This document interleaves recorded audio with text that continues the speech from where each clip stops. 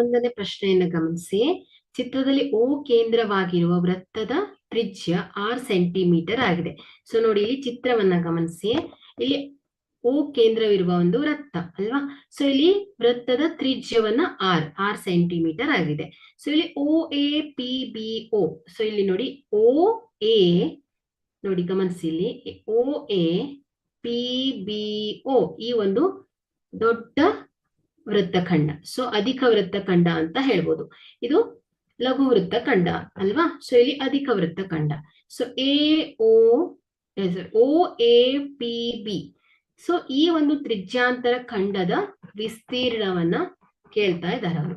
So ನಿಮ್ಗೆ ನೋಡಿ, ಇಲ್ಲಿ ಈ ಒಂದು ವೃತ್ತಖಂಡದಲ್ಲಿ ಸೊ ಒಳಕೋನಗಳು ಒಟ್ಟು ಕೋನ ಎಷ್ಟು ಹೇಳುತ್ತೆ?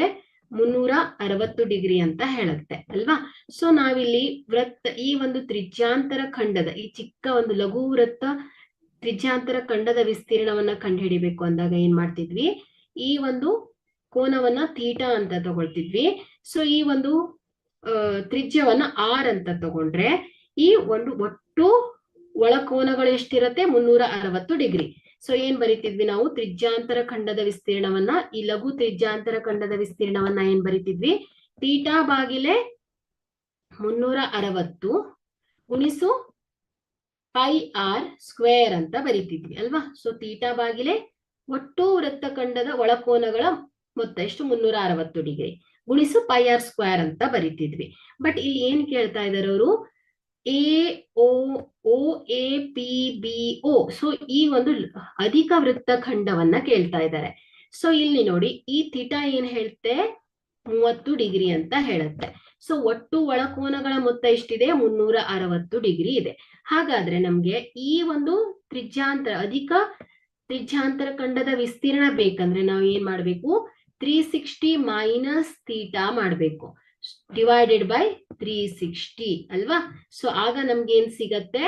ಅಧಿಕ ತ್ರಿಜ್ಯಾಂತರ ಖಂಡದ ವಿಸ್ತೀರ್ಣ ಸಿಗತ್ತೆ. ಸೊ ಹಾಗಾಗಿ ನಾವ್ ಏನ್ ಬರಿತಾ ಇದೀವಿ ಇಲ್ಲಿ?